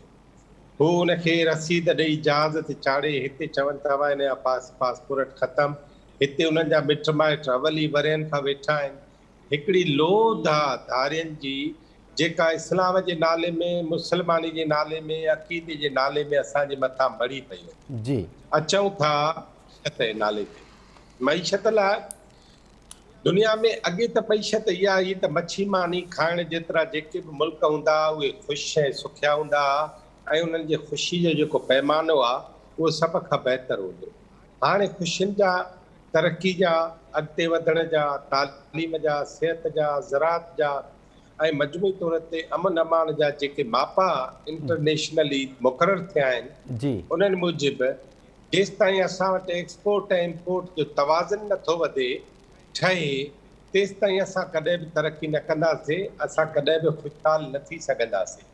बुनियादी तौर 2 कम ई कयूं त असां घणे में घणा स्किल्ड माण्हू पैदा कयूं, हुनरमंद माण्हू पैदा कयूं। हुनरमंद किरोड़े माण्हू पाकिस्तान खां ॿाहिरि परॾेही सनअतुनि में मोकिलियऊं जेसि ताईं हिते पंहिंजूं सनअतूं ठहनि। हिकिड़ी ॻाल्हि ऐं उन्हनि स्किल्ड माण्हुनि खे ॿाहिरि, मां UAE में रही आयो आहियां, मां उते नेपाली ॾिसां थो, मां उते बर्मी ॾिसां थो, मां उते बंगाली ॾिसां थो। तव्हां सऊदी अरब जी कलो की रिपोर्ट पढ़ी आहे? उन्हनि चयो आहे त जेके सऊदी अरब जे अंदरि हज करण वारा आया आहिनि उन में सऊदी अरब न अथव। डॉक्टर साहब UAE जी जेका मां ॻाल्हि कयो पिया उते त थाईलैंड सां तालुक़ रखंदड़ तमामु घणी आबादी आहे, स्किल्ड जेके माण्हू आहिनि उन सां गॾोगॾु करे ज़िक्र कयूं त इंडियन स्टेट आहे, केरला, बिहार, उन्हनि जा माण्हू जेके आहिनि उहे उते तमामु वॾे अंग में आहिनि। आउं तव्हांखे ॿुधायां त UAE जी आबादी जेकॾहिं पंहिंजी 20 लख आहे त उते ॿाहिरियां हुनर 50 लख ऐं इन करे हू चवंदा आहिनि त असां तव्हांजे माण्हुनि खे हिते रहायूं इन करे था जो तव्हां असांजो मुल्क आबाद कयो वेठा आहियो। जी आउं त चवां सॼी खे पाकिस्तानी आबाद करे सघनि था, पर तव्हां हराम खोर त न मोकिलींदव न। तव्हां स्किल्ड माण्हू मोकिलींदव, तव्हां हुनरमंद माण्हू मोकिलींदव। ॿियो मां तव्हांखे हिकिड़ी ॻाल्हि ॿुधायां, ज़ेबटेक आहे न जेको ज़ेबिस्ट जो इदारो आहे हुनरमंदनि जो, जी या असांजो ज़ेबटेक आहे जेको फेडरल गवर्नमेंट जो इदारो आहे, या स्टिफ्ट आहे जेको हुनरमंदनि। आउं तव्हांखे ॿुधायां हाणे तव्हां ब्यूटी पार्लर जो कोर्स, रेफ्रिजरेटर जो कोर्स, जनरेटर ऐं वेल्डिंग वारनि कोर्सनि खां थोरा अॻिते वधो। जी दुनिया IT में थी कमाए, दुनिया कंप्यूटर में थी कमाए, दुनिया टेक्नोलॉजी में थी कमाए, असां अञा ब्यूटी पार्लर ऐं ब्यूटिशियन पैदा करण जे चकर में पिया आहियूं। इन करे बदिलियल हवाउनि में पंहिंजो पाण खे बदिलाइण खां सवाइ पाकिस्तान जीअरो ऐं ख़ुशि नथो रही सघे। ॿियो रेलुनि जो बहितरीन सिस्टम ठाहे इम्पोर्ट बिल 60% घटाए सघिजे। जी जेकॾहिं असांजी सॼी ट्रेन थी वञे, जेकॾहिं असांजी मुसाफ़िर जेको वाइपो आहे उहो कराची खां वठी ख़ैबर ताईं, कोइटा ताईं, वेंदे स्वात जे वादियुनि ताईं उहो रेल हुजे, तव्हां छा था सम्झो त हीउ जेको असां अरबें रुपया रोड लाइनर ते खपायूं था, असांजा रोड बि तबाह था थियनि, असांजी गाॾियुनि ते अरबें रुपया ख़र्च थो अचे, इहा केॾी वॾी बचत थींदी। स्किल्ड माण्हू पैदा कयो, एक्सपोर्ट वधाइण लाइ IT जा एक्सपर्ट वधायो, IT जा स्किल्ड नौजवान वधायो, छोकिरियूं ऐं छोकिरा उन्हनि जी तालीम वधायो, ऐं थोरो 1-2 साल कॾहिं कॾहिं क़ौमुनि जी तारीख़ में ईअं बि अचणु खपे त हिकिड़ा 2 या 3 साल वॾेरनि जो चयो न मञो। ठीकु आहे वॾेरा तव्हांखे माण्हू तव्हांजा हारी हुजनि, अवां हुनजो चयो न मञो ऐं चओ बाबा ही 3 साल तुंहिंजो चयो न मञींदासीं, असां नौजवाननि खे पढ़ाईंदासीं। ही 3 साल तुंहिंजो चयो न मञींदासीं, असां नौजवाननि खे हुनरमंद कंदासीं। अवां पाकिस्तान में किरोड़े हुनरमंद पैदा करे त ॾिसो।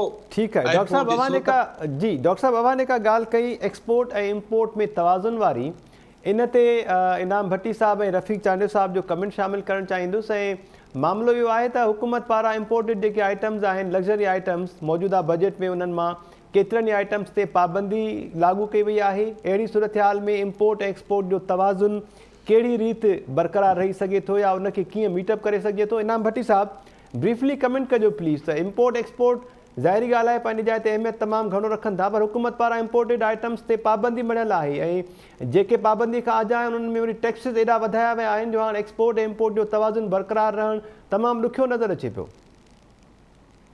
त पाकिस्तान जे अंदरि इंडस्ट्रियल सेक्टर उनखे कीअं वधाइजे उन ते गौर वीचार करण जे बजाए माज़ी में आउं सम्झां थो जॾहिं खां वठी चाइना एग्रेसिवली डंपिंग जेको आहे सो मार्केट इकोनॉमी ते स्टार्ट वरितो त उन में सभ खां वॾो हुननि जो टारगेट पाकिस्तान ऐं इंडिया ई रहिया। पाकिस्तान में हिन वक़्तु जेको असां टूथब्रुश इस्तेमालु था कयूं न पेस्ट जे लाइ, उहो तक़रीबन हर घर में जेतिरा फ़र्द हूंदा सभु इस्तेमालु कंदा हूंदा, उहो बि सॼे जो सॼो चाइना मां ठही थो अचे। जेकॾहिं उहो रोज़ानो किरोड़नि जे तादाद में इस्तेमालु थींदो हुजे ऐं उन ते ₹1 बि जेकॾहिं ॿाहिरि वेंदो हुजे तॾहिं बि तव्हांजो रोज़ जे हिसाब सां 1 करोड़ खां मथे पैसा उहो टूथब्रुश ते वेंदा हूंदा। ईअं ई ॿिया केतिरा ई आइटम्स आहिनि। त गवर्नमेंट कॾहिं बि इन्हनि शयुनि ते गौर वीचार ई न कयो त उहे आइटम्स जेके असां वटि पाण वटि हिते ठहनि था उन्हनि खे ॿाहिरां सस्ते मिक़दार में, सस्ते अघ में ऐं वाफ़र मिक़दार में अचण जी इजाज़त न ॾियणु खपे, पर उन ते का रेगुलराइज़ेशन करणु खपे। उन खां पोइ जेका मक़ामी सनअत आहे उन जे अंदरि क्वालिटी इशूज़ जेके आहिनि उहे तमामु वॾा आहिनि। क्वालिटी इशूज़ न रुॻो आम कंहिं प्रोडक्ट ते, पर दवाउनि खां वठी करे खाद खुराक जे शयुनि ताईं उहा साॻी कंपनी जेका मल्टानेशनल कंपनी आहे उहा जॾहिं पाकिस्तान जे अंदरि उहा प्रोडक्ट तयारु करे थी पई त उन जी क्वालिटी ऐं उहा साॻी शइ जेका जेकॾहिं सिर्फ़ु पाड़ेसरी मुल्क में या दुबई में ठहे थी त उन जी क्वालिटी में फ़र्क़ु हुजण जे सबबु माण्हू जॾहिं स्टोर ते चढ़े थो त उते बाक़ाइदा वञी करे डिमांड करे घुरे थो त फलाणे मुल्क जी जेका असां इहा शइ ॾियो। सादो मिसाल तव्हांखे हिन जो रुॻो नंढड़ो हिकिड़ो ॾियां। कुझु साल पहिरीं ताईं फेयर एंड लवली जेका क्रीम आहे न उहा हर स्टोर ते जेको आहे सो ॿई पयूं हूंदियूं, इंडिया जी बि पई हूंदी, पाकिस्तान जी बि पई हूंदी ऐं ख़रीदार जेको बि ईंदो हुनखे चवंदो इंडियन फेयर एंड लवली खपे, छाकाणि त हुनजी क्वालिटी जेका आहे उहा ऐं इन जो सबबु जेको आहे उहो हिते वरी जेके असां वटि इदारा आहिनि जेके क्वालिटी कंट्रोल कनि था उन्हनि जे अंदरि ख़ुदि करप्शन जे करे ऐं इंडस्ट्रियल सेक्टर में करप्शन खे लीगलाइज़ करण जे लाइ पैसा करप्शन में ॾेई करे क्वालिटी घटि करण वारो जेको पासो उन ते अमल थिए पियो, तंहिंजे करे थिए पियो। हींअर बि जेका शइ आहे उहा इहा आहे त पाकिस्तान जे अंदरि सरकार खे इहो ॾिसणो पवंदो त हिकिड़ो त उहे आइटम्स जेके हिते असां मक़ामी तौर ते पैदा कयूं था उहा साॻी शइ जेकॾहिं ॿाहिरि मुल्क मां अचे थी त उन ते असांखे तमामु घणी सख़्ती करणु खपे, रेगुलराइज़ेशन करणु खपे, टैक्सिस वधाइणु खपनि त जीअं उनजो इस्तेमालु घटि थिए। उन खां पोइ उन साॻी शइ जी हिते जेका पैदावार थिए थी उनजी क्वालिटी कंट्रोल, उहा जेकॾहिं क्वालिटी बहितर हूंदी तॾहिं तव्हां उनखे करे सघंदो। ॿियो जेको तव्हांजो एक्सपोर्ट जो आइटम वधण वारो, एक्सपोर्ट जो आइटम वधण वारो हाणे त तमामु वॾो हिकिड़ो सुवालु बणिजी वियो आहे, छाकाणि त तव्हांजी जेका एक्सपोर्ट क्वालिटी उनखे त छॾे ॾियो, पर जेका एक्सपोर्ट जी मालियत आहे उहा तव्हां कॉम्पीट कोन था करे सघो। हींअर तव्हां कॉम्पिटिशन में सिर्फ़ु शर्ट जेका हिकिड़ी ठाहियो था न उहा शर्ट तव्हांजी बांग्लादेश, वियतनाम ऐं थाईलैंड सां कॉम्पीट नथी करे। इंडोनेशिया, कंबोडिया केतिरा ई मुल्क आहिनि जेके तव्हां खां पोइ हिते हुया उन्हनि सां कॉम्पीट नथी करे। उनजो सबबु जेको आहे जो इंडस्ट्रियल सेक्टर में जेके इख़राजात वधी विया आहिनि उनमें ख़ासि करे जेको तव्हांजी एनर्जी कॉस्ट आहे जेका तवानाई उन में इस्तेमालु थिए थी उनजी जेका कास्ट वधी वई आहे उनजे करे उहा हाणे कास्ट जेका आहे सा फिज़िबल नथी रहे। तंहिंजे करे तव्हांजा ख़ुदि हितां जा इंडस्ट्रियलिस्ट छा था कनि त इंडस्ट्री शिफ्ट करे ॿियनि मुल्कनि में खणी था वञनि, हितां वरी धागो तयारु करे उहो बांग्लादेश मोकिलीनि था, बांग्लादेश मां वरी कपिड़ो तयारु करे बाक़ी दुनिया खे विकिरो कनि था। गवर्नमेंट वटि इन्हनि शयुनि ते बाक़ाइदे हिकिड़ी रिथाबंदी थियणु खपे त उन में जेको तव्हांखे raw material finished good product ठाहिण में, यानी ॿाहिरां जेको माल अचे थो खाम माल ऐं उनखे जॾहिं हिते तयारु करे तव्हां उनखे इस्तेमालु करण वारे माल में तब्दील कयो था उन ते कीअं तवाज़ुन तव्हांखे बरक़रार रखणो पवंदो जो तव्हां बहितर प्रोडक्ट तयारु करे ॿाहिरि मोकिले सघो। इहे वॾा मसइला आहिनि, मां सम्झां थो सरकार जी हिन ते तरजीहाती कोन्हनि। जी ठीकु आहे। रफ़ीक चांडियो साहब, अवांजो कमेंट सर, इम्पोर्ट ऐं एक्सपोर्ट में तवाज़ुन कहिड़ी रीति अची सघे थो, छा छा करणु मुमकिन आहे मौजूदा जेका सूरत हाल आहे उन में?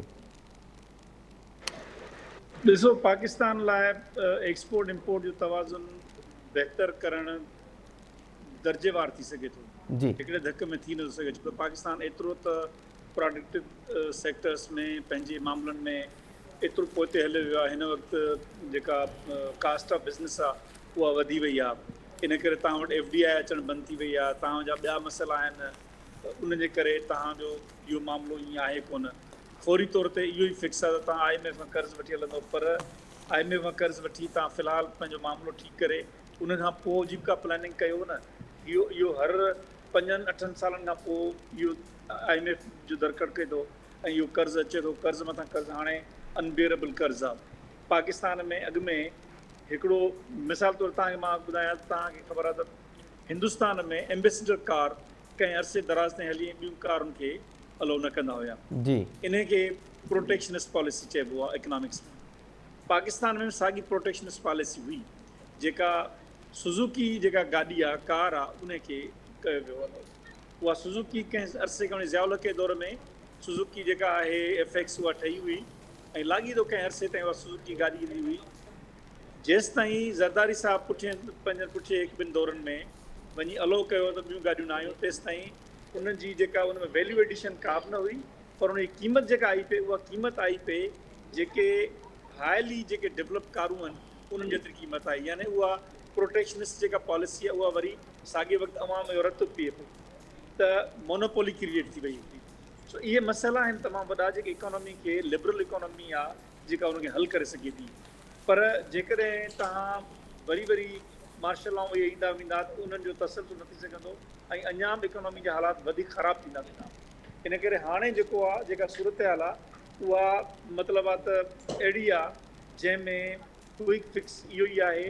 इन खां पोइ जी प्लानिंग जेकॾहिं न कई वई त पाकिस्तान हिकिड़े इकोनॉमिक कोलैप्स खां कोई बि उनखे रोके सघे नथो जी। ठीकु आहे रफ़ीक चांडू साहिबु। डॉक्टर अयूब शेख साहिबु, फाइनल जे करे अवां ब्रीफली कमेंट कयो, स्किल्ड माण्हू पैदा करण जे लाइ कुझु टाइम पोइ ते जेकॾहिं वञूं ऐं ॾिसूं त वोकेशनल ट्रेनिंग सेंटर्स जेके आहिनि उन्हनि खे गवर्नमेंट तरफ़ां फ़ाल कयो वियो ऐं माहवार वज़ीफ़ो ॾिनो वेंदो हुयो। उन्हनि वोकेशनल ट्रेनिंग सेंटर्स मां सिखंदड़ जेके माण्हू आहिनि, कैंडिडेट्स आहिनि, उन्हनि खे उहे इदारा गैर फ़ाल थी विया। स्किल डेवलपमेंट जे हवाले सां जेके इदारा आहिनि उहे गैर फ़ाल थी विया।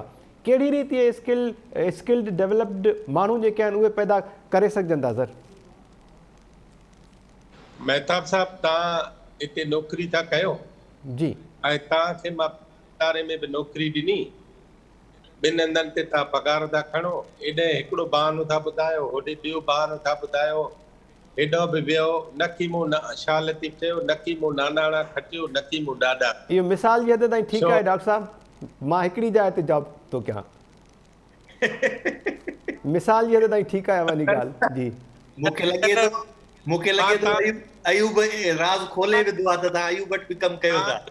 मां इन करे इंटरप्ट कयो सर, करेक्शन कई त मतिलबु मां हिकिड़े हंधि जॉब थो कयां, बाक़ी मिसाल जी हद ताईं ठीकु आहे, गवर्नमेंट जे लिहाज़ ताईं इहे कम थियनि था। जी हा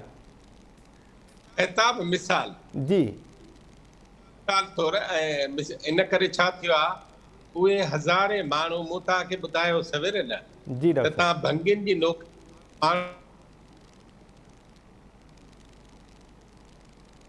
डॉक्टर अयूब वटि लाइट वई। जी डॉक्टर साहब ठीकु आहे, थैंक यू सो मच। इनाम भट्टी साहब अवांजी वॾी महिरबानी। डॉक्टर रफ़ीक चांडू साहब अवांजी वॾी महिरबानी। डॉक्टर अयूब शेख साहब अवांजी महिरबानी। नसीर मेमन साहब शुरूआत में कमेंट कयो, अवां सभिनी जी वॾी महिरबानी। नाज़रीन, सिंध में जेका 3 ॾींहंनि खां बरसाति पइजी रही आहे, उन में इदारनि जो जेको किरदारु आहे उन ते ॻाल्हि ॿोल कई। उन सां गॾोगॾु जेका परॾेही आबादकारी असांजी मईशत ते तमामु वॾो भार आहे, उन सां मईशत ते केतिरा असर पवनि था, मईशत जे सुधारे जे लाइ छा करणु खपे, इन ते तफ़सीली ॻाल्हि ॿोल थी आहे। ईंदड़ प्रोग्राम ताईं ॾींदा इजाज़त। अलाह निगहबान।